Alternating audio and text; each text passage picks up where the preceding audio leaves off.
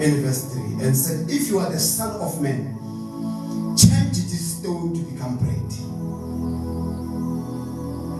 The temper. He is the temperature of God. He came. Even today is still here. Even today is among our societies. Is among our families.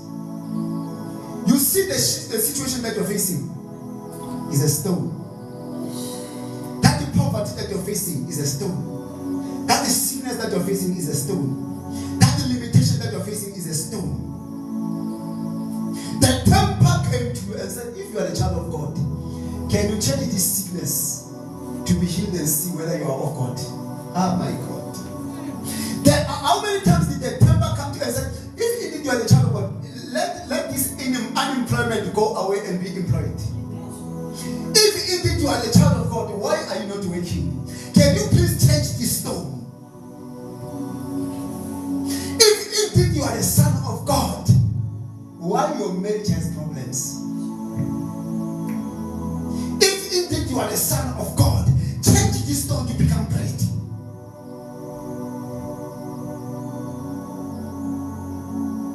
The enemy came to you and said, if indeed you are a child of God, let's see.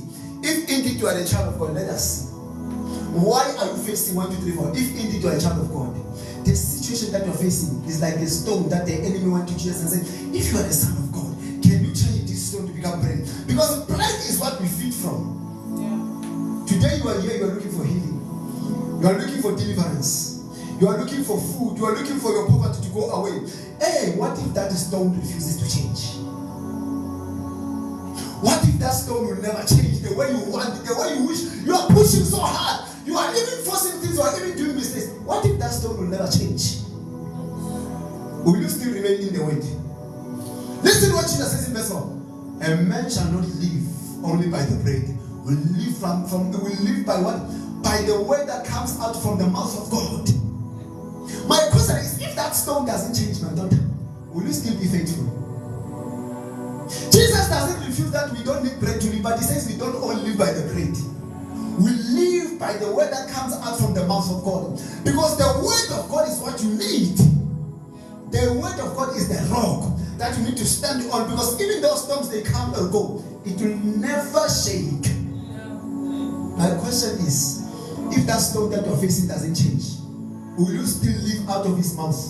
Will you still live out of his word that comes out from the mouth of God?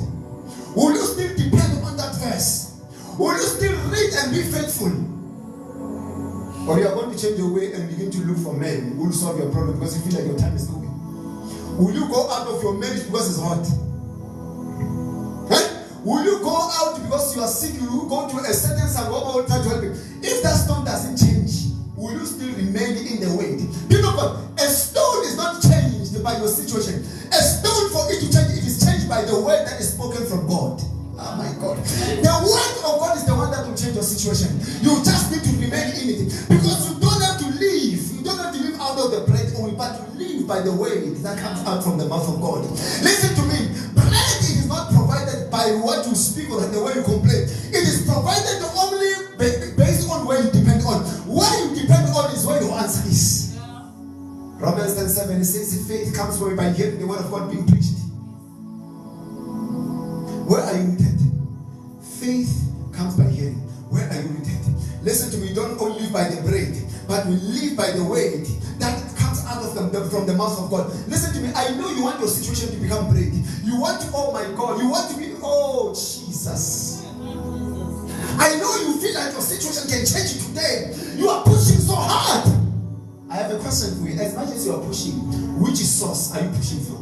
You are trying to change that stone to become a family deliverer. I know you are trying to change that stone, child of God. I know you are trying to change that stone. But it seems like it doesn't want to change.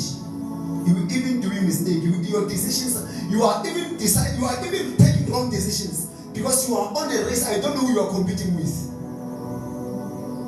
Your will never happen. It's the will of God that will take place. No matter how much. People, listen to me. I have one word for you. Don't try to help God. Don't help God because you will try to change the stone, and when the stone doesn't change, you must know, if the stone doesn't change, the stone will change you.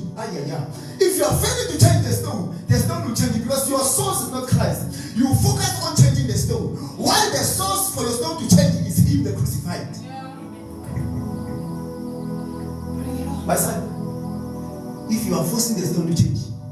The stone will never change, by the way.